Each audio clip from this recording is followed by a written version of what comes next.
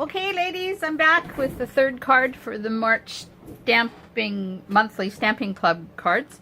We're going to make this so beautiful card using the Blossoming Basket stamp set, which was in the second release for Celebration, and the coordinating basket weave embossing folder. This will be available in the annual catalog in June. This will not. This disappears the end of March, and this will disappear from the end of March till the 1st of June. Okay, so I've already run my background piece through the Big Shot with the embossing folder, so I'll just show you this again because there's a bit of shadow on there. So the embossing is in behind here. Then this is the new Springtime Foils designer paper. Let's put that down. And I've used Winky in the center of the flowers, and I've colored the basket and the flowers with the Stampin' Blends, so I'll show you a bit on how to use those too. Now, those of you that live out of town, I did not color your basket for you. If you have alcohol markers, you can use them. If you don't, you can just use your regular markers or pencil crayons or whatever you've got on hand. And then I stamped and hand cut 3 butterflies to put on the top. Okay, so here we go. This is a bunch of layering to start with. So we have our card base. There's the envelope. We have our card base. Make sure it opens the right way. This is your inside piece. So we're going to stamp butterflies on the inside in the envelope. The first layer is this one. Now let me see. It's Pink Pirouette. I didn't think it was powder pink because powder pink is a little bit grayer than the Pink Pirouette. So I'm just going to layer this onto the front of the card.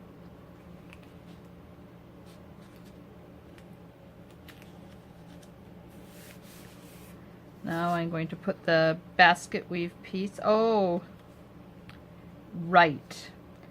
I did this and it was crooked, so then I did it again. And see what happens is it's got little dots on it. So yeah, I don't like that. So just hang on a sec while I get my trimmer so I can trim this to the proper size. 5 1/8 by 3 7/8. So yeah, here I thought I was ready. Oh well. 5 1/8 by 3 7/8. And I'm just, this is a dynamic embossing folder, so you don't put a cutting mat on the bottom of it. So I'll be right back. I'm just going to go to the Big Shot.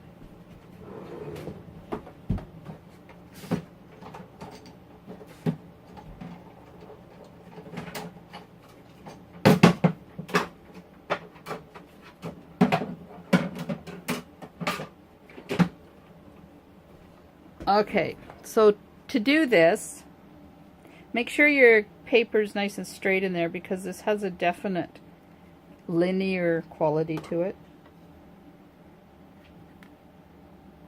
And I've got the Big Shot platform, or you would use the one with the flippy tabs. You'd have both tabs open.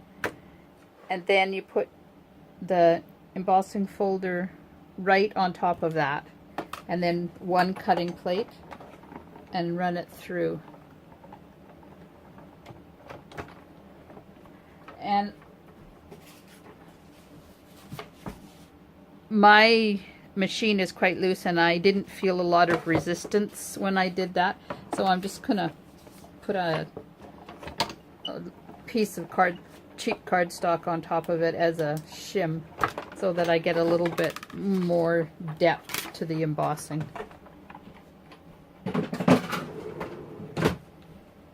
Alright, so there's the piece. Oh, that's much better than that one with the funny little X's in it, or squares in it. Can you see the difference? Yeah, this one's going in the garbage. Hi, I'm back. I'm awfully sorry, but apparently my phone was full and the video stopped. So I've done a bit of coloring, not on the video. But we'll get back to it. So I was saying the whole premise of alcohol markers is so they blend. And they don't blend when they can't soak into the cardstock. So there you go. So I've already colored 2 flowers, but that's okay because there's still one to color.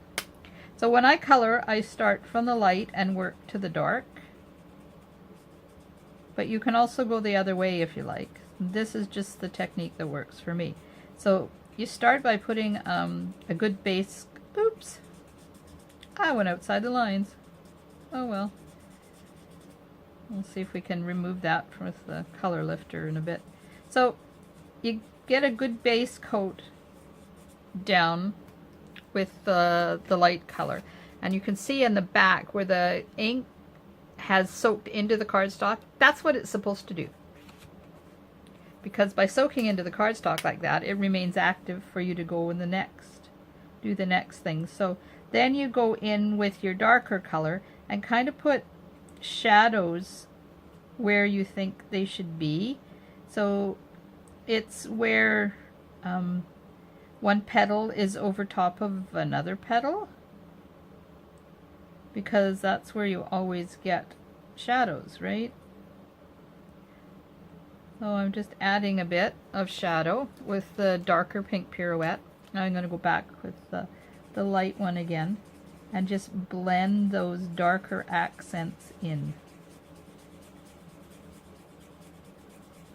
And I'm going in a circular motion, and that's the best way to put color onto your project,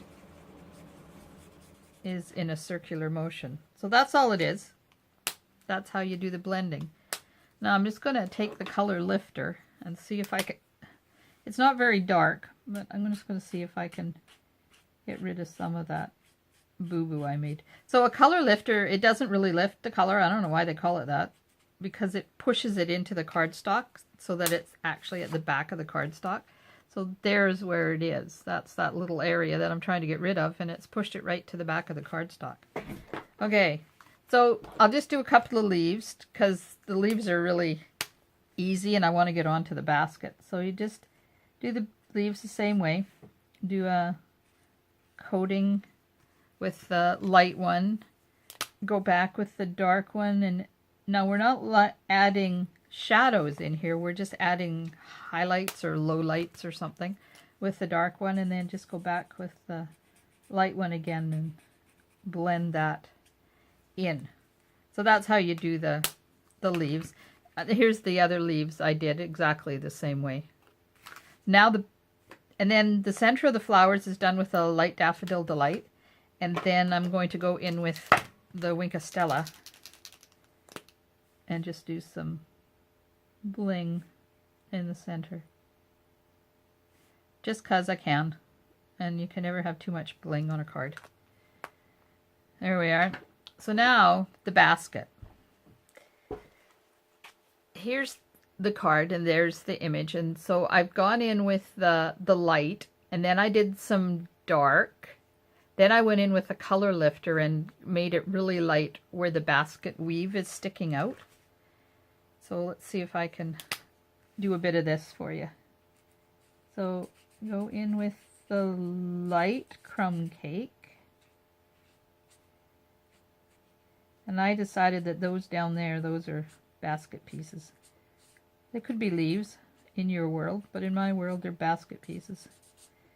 So I'm coloring them brown. It gets a little kind of muddy on the sides to figure out which belongs to what. And then I'm just going to do just a little bit below the rim of the basket. I don't want to do the whole thing because then it will dry out before I can get in there with the dark. But I want to do below the basket because that's where it's definitely going to have a shadow in there. And then a little bit where the flowers are up here. So the flowers are shadowing the basket a bit. Okay, that was the dark crumb cake. Now I'm going back with the light crumb cake, and I'm just going to blend those highlights or lowlights or shadows, whatever you want to call them. Just in a circular motion. And it doesn't matter how many times you go over with the markers, the light marker, you get the same color. That's what I like about alcohol markers, is it doesn't increase the depth of the color. It just adds more of the same color. So I'm just doing a coat on the rest of the basket.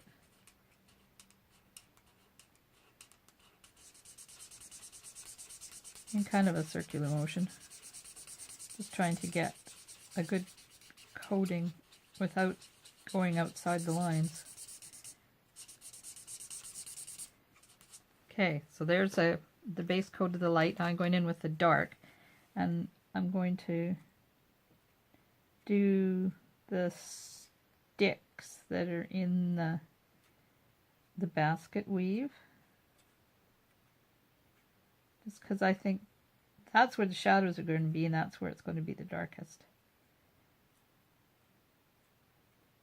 And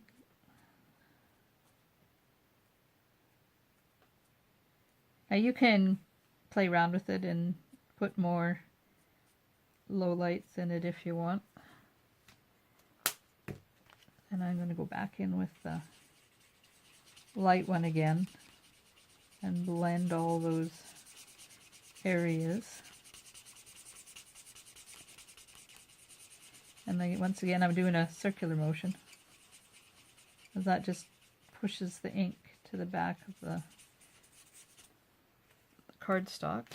So there's what the back looks like. So I've got good ink coverage, and that's allowing everything to blend together.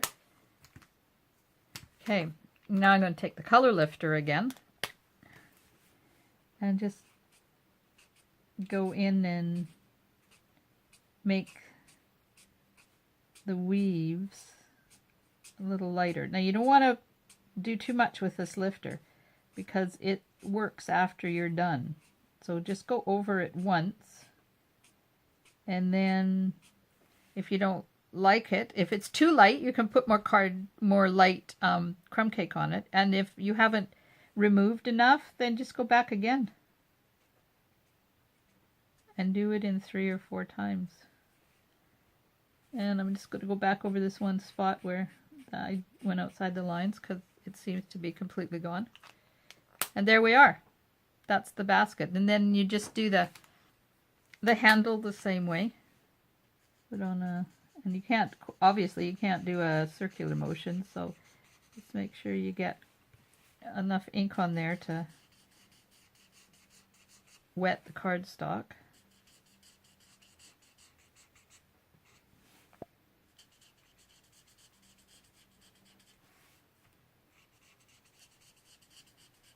And I'm still doing the light. I'm going to go back in with a bit of dark. And I don't want it to be too much, but obviously where there's some flowers and stuff, and maybe some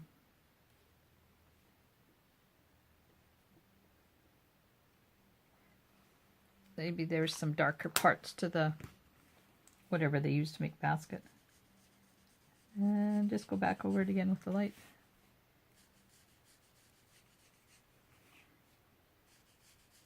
Let's blend it all in. There you go. Now you can also go back in with the highlighter or the color lifter and just do a couple of spots.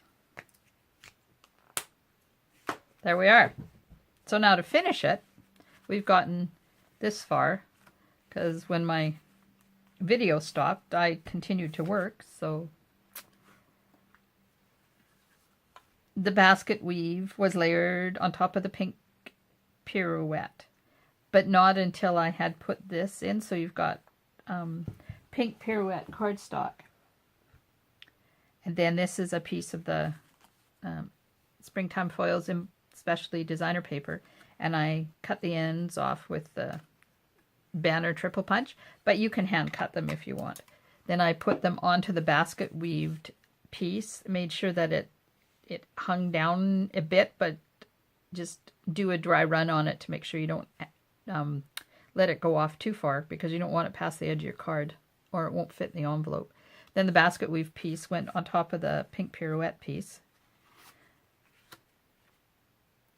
Now this piece, the art piece, is going to layer on top of the smaller pirouette piece, like this.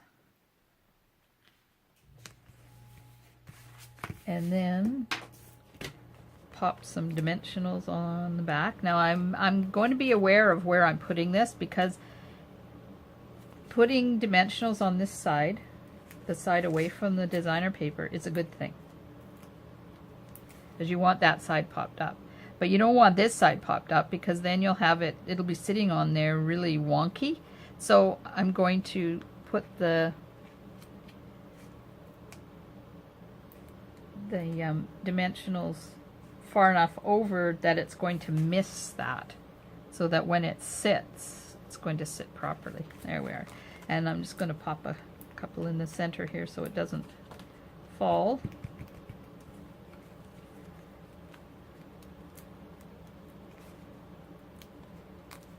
I love these mini dimensionals.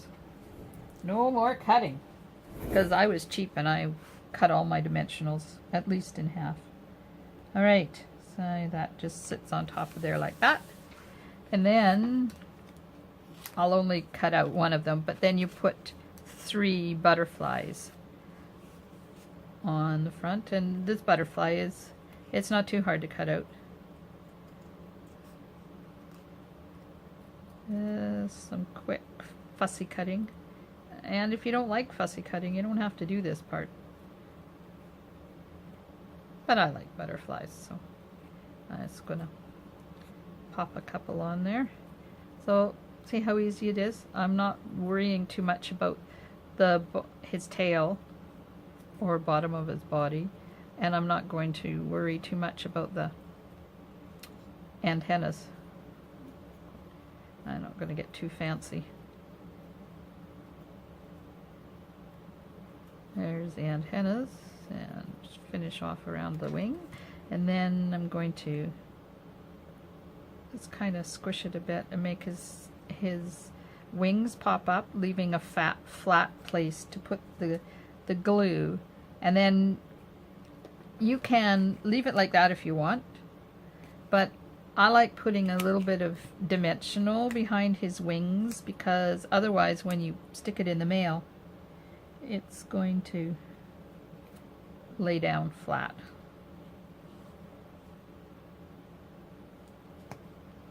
Oops. That's not good. That one's a little bit too big. Let's just take some off of it. Okay, so pop a dot or two of Tombow on the back. But let's get those liners off, dimensionals first. Some Tombow, there it comes. A couple little dots. You don't want too much because you don't want it squishing out. And then just put them where you want them. Hold down his body for a couple of seconds till the Tombow starts to dry. And there you go. And then there's the inside piece that we did. And I have the pink pirouette marker. I'm just going to go around the outside. You can sponge too if you want, with a little bit of pink pirouette. You can also use the Stampin' Blends to do this. I think it just adds definition when you're putting white on top of white.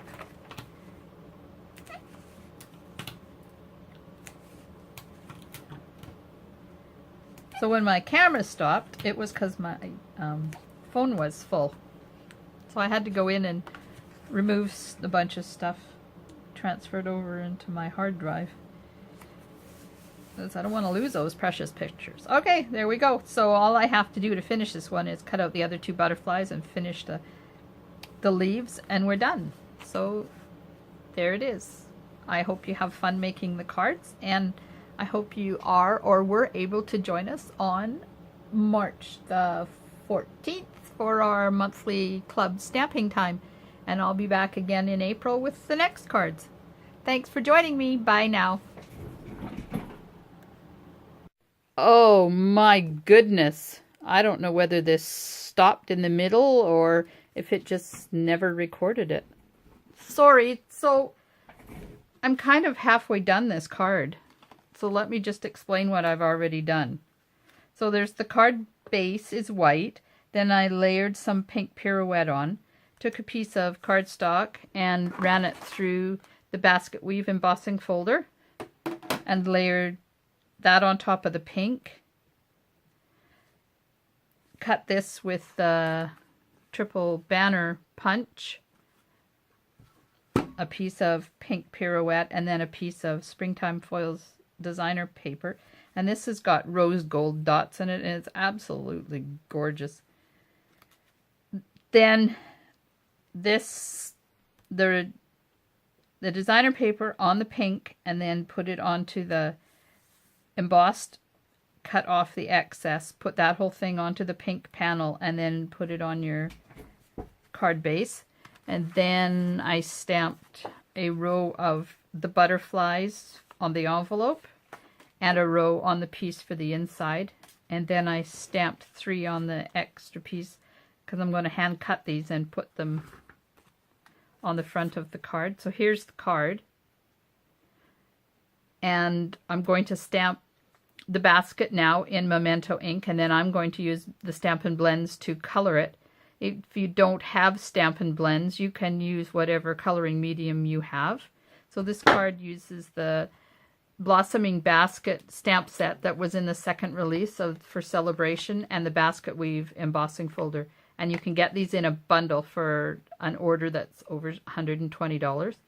This is disappearing the end of March. This is also going to go to sleep at the end of March, but then it will be in the annual catalog. So if you can't manage to get it this month, then you'll have a chance in June to get it. So with Stampin' Blends, you always use Memento ink. A lot of people have been using the blends to color the flowers in the new Springtime Foils. But it doesn't blend, so I'm not sure what they're thinking that they're doing.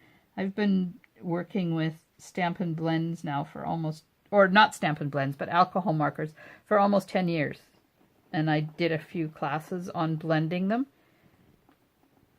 So I'm thinking that all they're doing in that thing is kind of mushing the color around. I did try it. Not like I'm speaking without knowing what I'm talking about. Just let me get a... I think I still have a piece. So this is the designer paper. And here's the piece that I tried to blend with the Stampin' Blends. And you can see it doesn't work. It just adds color to it and then kind of pushes it around. The whole premise of using alcohol markers